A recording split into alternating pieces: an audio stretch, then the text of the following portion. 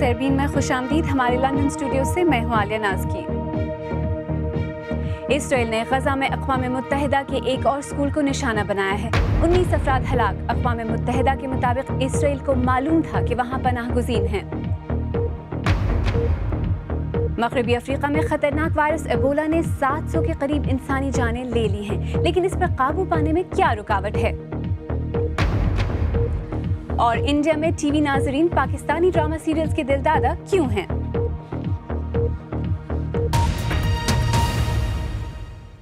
अक़वाम मुत्तहिदा के मुताबिक आज सुबह गजा के शुमाल में कायम जबलिया पनाह गुज़ीन कैंप में UN के एक स्कूल पर होने वाली इसराइली बमबारी में 19 फ़लस्तीनी हलाक हुए हैं।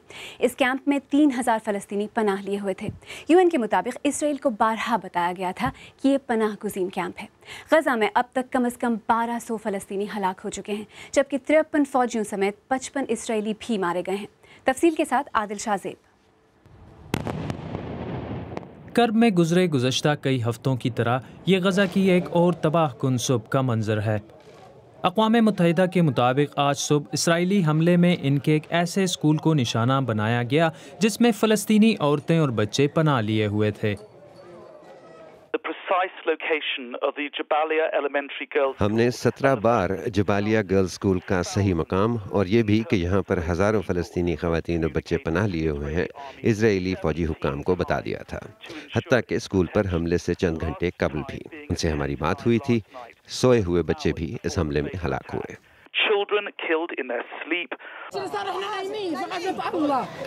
हम तो यहाँ अक़वाम मुत्तहिदा की पनाह और हिफाजत में रह रहे थे, फिर क्यों हम पर हमला किया गया? ऐसा क्यों हो रहा है हमारे साथ?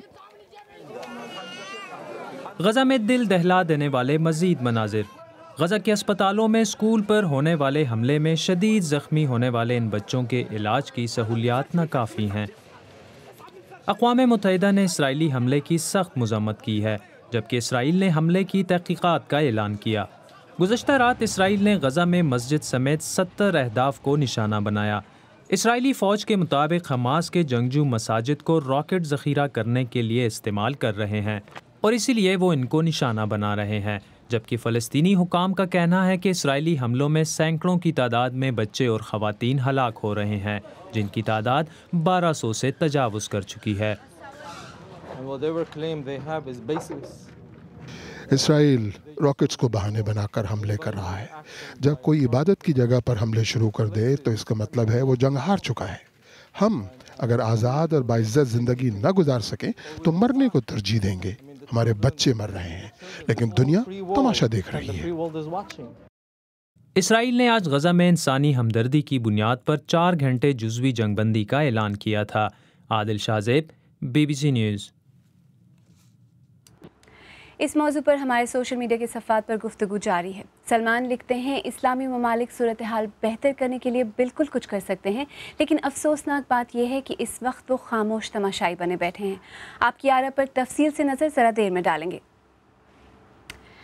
लेकिन पहले ये कि गजा में जारी इसराइली कार्रवाई के बारे में इसराइल का कहना है कि वो तब तक ये लड़ाई जारी रखेगा जब तक वो हमास की उन सुरंगों को नहीं तबाह कर देता जिनके ज़रिए शिद्दत पसंद इसराइल पहुंचकर वहां हमले करते हैं। इसराइल का कहना है कि उसने अब तक ऐसी 30 सुरंगों का पता लगा लिया है। BBC की नामनिगार ऑर्ला ग्यूरिन को इसराइल गजा सरहद पर इसराइली फ़ौज ने ऐसी ही एक सुरंग तक रसाई दी। एक इजरायली फौजी की हलाकत के गम में निढालिए अफराद। यरूशलेम में फौजी कब्रिस्तान में कई नई कब्रें खोदी गई हैं। इसराइल में उन 5 फौजियों की हलाकत का सोग मनाया जा रहा है जो सुरंग के रास्ते आने वाले फ़लस्तीनी शिद्दत पसंदों के हाथों हलाक हुए थे। अब इसराइल को सबसे ज़्यादा खतरा इन सुरंगों से ही है। इन सुरंगों से निकलकर ही क्यूबस नाहलोस में शिद्दत पसंदों ने हमला किया। अब ये एक वीरान इलाका है जहां सिर्फ ड्रोन गश्त करते हैं। इजरायली सिक्योरिटी के सरबराह ने मुझे वो जगह दिखाई जहां सुरंग के रास्ते शिद्दत पसंद आए थे। कुछ ही फासले पर गजा जल रहा है। अब ये जंग का मैदान है। डर लगता है कि दारंदाज वापस आ जाएंगे? मुझे डर नहीं, हाँ फिक्र जरूर है। अगर वो वापस आए तो आप क्या करेंगे? फिर हमें अपनी बंदूकों का सहारा लेना होगा।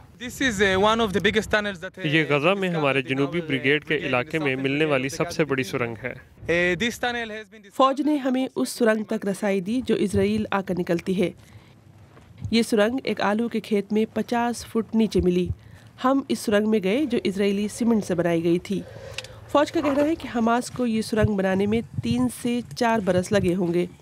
Well, the construction here was a very professional operation. You can see. ये बेहद प्रोफेशनल तरीके से बनाई गई सुरंग है। आप देख सकते हैं यहाँ बिजली की लाइन है, फ़ोन की लाइन भी है और इसकी छत बेहद मजबूत है। यहाँ ज़मीन पर एक रेल लाइन जैसी बनी हुई है जिसको रेत लाने जाने के लिए इस्तेमाल किया जाता था। फौज का कहना है कि इस सुरंग के जरिए शिद्दत पसंद इजराइल पहुँचकर वहाँ हमले करते थे। Deadly attacks. हमास भी अपनी इन सुरंगों को दिखाने के लिए बेचैन है। उसने ये वीडियो शाये की है जिसमें जंगजुओं को इजरायली फौजी अड्डे जैसे एक मकाम पर जाते हुए और गोली चलाते हुए दिखाया गया है। हमें ये नहीं मालूम कि ये वीडियो कब बनाई गई, लेकिन हमास का कहना है कि ये वीडियो कल के हमले की ही है। इजराइल का कहना है कि वो उस वक्त तक गजा की कार्रवाई ख़त्म नहीं करेगा जब तक वो इन सुरंगों को तबाह नहीं कर देता है। अब जंग का मरकज़ ये सुरंगें हैं, लेकिन फौज का कहना है कि अगर उन्होंने ये सुरंगें बंद कर भी दी तो शायद हमास दोबारा नई सुरंगें बना लेगा।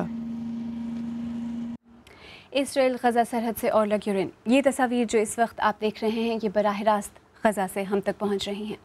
आइए अब देखते हैं कि इस बारे में हमारे सोशल मीडिया सफ़ात पर आप क्या कह रहे हैं। मकबूल सासोली खुशदार से लिखते हैं, यहाँ सिर्फ अरब ममालिक के मुश्तरका लाहे अमल की ज़रूरत नहीं बल्कि इंसानियत के मुश्तरका लाहे अमल की ज़रूरत है। मोहम्मद हसन मजीद लाहौर से लिखते हैं, महमूद अब्बास की डिप्लोमेसी कामयाब थी लेकिन हमास की वजह से सारा काम चौपट हो गया। और मोहम्मद अब्बास रावलपिंडी से लिखते हैं, अक़वाम मुत्तहिदा अगर वाकई चाहती तो जंग बंदी हो सकती थी।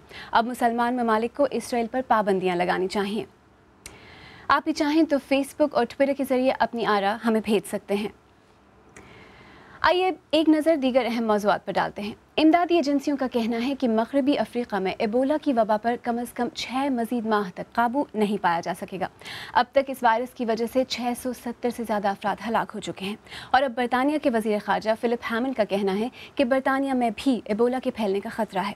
ऐमन ख्वाजा की रिपोर्ट। एबोला वायरस के सबसे कम उम्र मुतासरीन में से एक थे 4 माह के फ़ाया, जिनके छोटे से जिस्म को प्लास्टिक के थैलों में लपेट दिया गया है।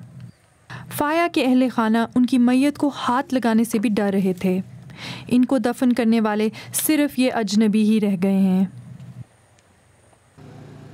ये वायरस इंसानी जिस्म से खारिज होने वाले लिक्विड से फैलता है, इसीलिए तिब्बी अमला दर्जा हरारत 40 डिग्री सेंटीग्रेड तक पहुंचने के बावजूद खुद को महफूज करने के लिए सूट पहनता है।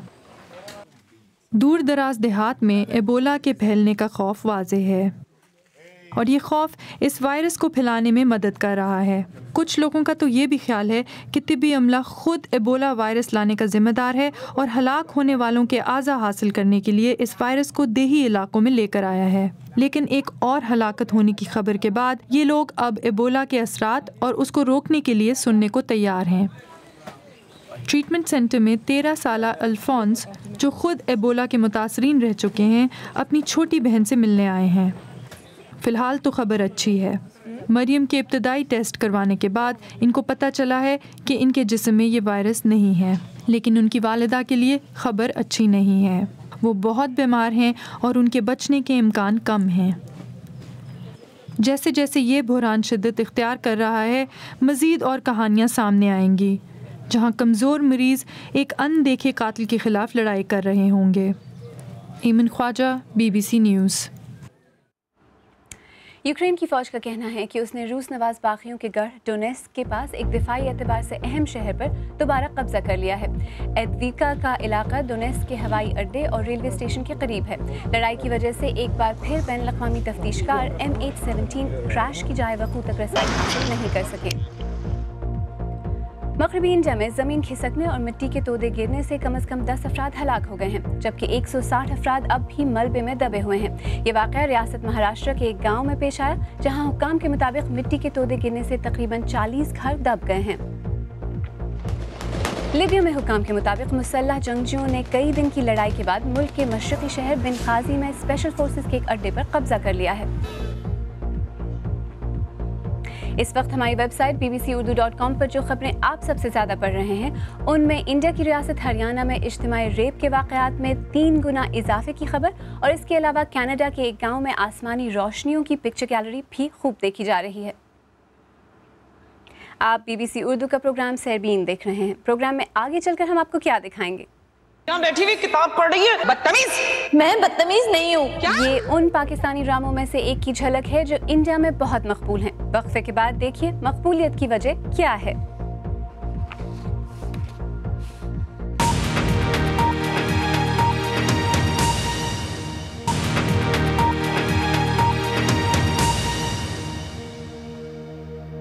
BBC उर्दू के प्रोग्राम सरबीन में एक बार फिर खुशामदीद। मैं हूँ आलिया नाज़की। इंडिया में इन दिनों नूरपुर की रानी, ऑन ज़ारा, काश में तेरी बेटी न होती और ज़िंदगी गुलजार है जैसे पाकिस्तानी टीवी सीरियल्स का नाम नाज़रीन की ज़ुबान पर है। इंडिया के एक सरकर्दा टीवी नेटवर्क ने अपने नए चैनल ज़िंदगी पर पाकिस्तान के टीवी सीरियल्स पेश करना शुरू किया है। ये पहला मौका है जब कई पाकिस्तानी सीरियल बाकायदगी के साथ किसी इंडियन चैनल पर प्राइम टाइम में नशर किए जा रहे हैं। दिल्ली से नामनिगार शकील अख्तर ने ये जानना चाहा कि पाकिस्तानी सीरियल्स की मकबूलियत की वजह क्या है। लाहौर की गलियों से लखनऊ के बरामदों तक हमारे वेश परिवेश भले ही अलग हों, हमारी कहानियां एक ही हैं। जिंदगी गुलजार है, औनजारा और कितनी ग्रह हैं बाकी। शादी का जिक्र करो तो यही कहता है। ये पाकिस्तानी सीरियल इन दिनों भारत के लाखों टीवी नाजरीन का दिल जीत रहे हैं। जिंदगी चैनल के मोस्टली सीरियल्स डेली देखती हूँ। एक्चुअली इसके कुछ सीरियल्स हैं, जैसे कि लास्ट टाइम जो ख़त्म हुआ है ज़िंदगी गुलजार, वो मुझे बहुत ही पसंद आया बिकॉज़ ये जो है एक नावल से लिया गया है जो कि एक पाकिस्तानी नावल है और इसका जो मैसेज है वो बहुत ही अच्छा है। इसकी जो उर्दू लैंग्वेज है वो बहुत ही खूबसूरती से पेश की गई है। यहाँ बैठी हुई किताब पढ़ रही है, बदतमीज। मैं बदतमीज नहीं हूँ। क्या किताब पढ़ना? पाकिस्तानी सीरियल भारत में पहली बार दिखाए जा रहे हैं और लोगों की पसंद की अपनी अपनी वजह है। पाकिस्तानी सीरियल है इसलिए मुझे यहाँ के सीरियल से बहुत अलग लगता है। एक नया कल्चर देखने को मिलता है और इससे जो सोसाइटी को ये मैसेज देना चाह रहे हैं वो मुझे बहुत अच्छे लग रहे हैं। ये पहला मौका है जब भारत के किसी चैनल पर कई पाकिस्तानी सीरियल एक साथ दिखाए जा रहे हैं। जिंदगी चैनल का कहना है कि ये मौजूदा माहौल में एक चैलेंजिंग काम था। हमारी कहानियाँ, हमारे फिल्में, हमारे सीरियल्स वहाँ चलते हैं। हम खुद पाकिस्तानी चैनल्स पर हमारे शोज़ को सिंडिकेट करते हैं, तो उन्हें अंदाज़ा है कि यहाँ की ज़िंदगी में क्या चल रहा है। यहाँ के व्यूअर्स को अंदाज़ा नहीं है कि वहाँ की ज़िंदगी में क्या चल रहा है और हमें लगा कि ये बहुत अच्छा मौका है इस तरह से ये कार्य करने का। अमीर लोग मिल जाते हैं समझ, शरीफ लोग नहीं मिलते। पाकिस्तानी सीरियल्स और प्रोग्रामों की गैर मुतक्को कामयाबी के बाद अब मज़ीद पाकिस्तानी सीरियल और प्रोग्राम भारत में दिखाए जाने की तैयारियां हैं। मैंने खुद अराउंड 7000 आवर्स ऑफ कंटेंट देखा है पाकिस्तान का। काफ़ी शो सोर्स किए हैं वहाँ से, कुछ कमीशन भी किए हैं। करीब 150-200 शोज़ तो सोर्स करें ऑलरेडी, बाकी साथ में मिलके भी बनाने का प्लान है। भारत के अवाम इन पाकिस्तानी सीरियल्स के ज़रिए पाकिस्तान को न सिर्फ इंसानी और समाजी पस मंज़र में देख रहे हैं बल्कि इसके बारे में एक मुस्बत राय भी कायम कर रहे हैं। Shakeel Akhtar, BBC news, Delhi. हमारे साथी शकील अख्तर ने दिल्ली में इंडिया की मारूफ फिल्म और टीवी नक्काद शुभ्रा गुप्ता से बात की और उनसे यही पूछा कि एक ऐसे वक्त में जब इंडिया में पाकिस्तान के न्यूज़ चैनल तक नहीं देखे जा सकते, पाकिस्तानी सीरियल्स शुरू करने का फैसला कैसे हुआ। थोड़ा सा मुझे लगता है मुश्किलात आई होंगी शुरू में कंसेप्शन के स्टेज पर, लेकिन जब ये बात अगर तय होगी कि दिखाना है तो मुझे लगता है फिर उसके बाद और पहला ही एपिसोड देखते हुए ये जो 2-3 जो चले पहले ये ज़िंदगी गुलजार है, आऊँ ज़रा वगैरह 2-3 जो चले और किरण खेर ने जिस तरह से उसका इंट्रोडक्शन दिया और जिस टॉपिक्स को लेते हुए इन ये सीरियल जो चले हैं वो पहले ही एपिसोड से इस्टेब्लिश ये करते हैं कि ये जो सामाजिक चीज़ें हैं, ये जो चीज़ें हैं ये लोगों को जोड़ती हैं। तो जैसे ही ये शुरू हुआ, मुझे लगता है इतनी रफ्तार से इसने ये पकड़ा है एक पॉपुलैरिटी कि इसको कोई अब रोक नहीं सकता। तो शुभ्रा, ये बताएं कि जो पाकिस्तान के जो सीरियल्स जो हम यहाँ देख रहे हैं, उनमें जो किरदार हैं वो अमूमन मुस्लिम किरदार हैं, जो रीत रवाज हैं, जो उनकी रवायतें हैं वो पाकिस्तान से मुताल्लिक़ हैं, और यहाँ पे जो बनते हैं वो अमूमन हिंदू किरदार होते हैं, हिंदू रीत रवाज होते हैं। तो यहाँ के जो नाजरीन हैं वो किस तरह से अपने आप को उससे शनाख्त कर पाते हैं? मुझे लगता है कि जो हिंदू और मुस्लिम तो एक एक कहने के शब्द होते हैं। हम ईद उतनी ही उस तरह से सेलिब्रेट करते हैं जैसे दिवाली, और हमारे लिए हाँ ज़रूरी है कि ये पाकिस्तान में हो रहा है, ये लाहौर है, ये कराची है, लेकिन मुझे नहीं लगता कि दिल्ली से लाहौर इतनी दूरी का है।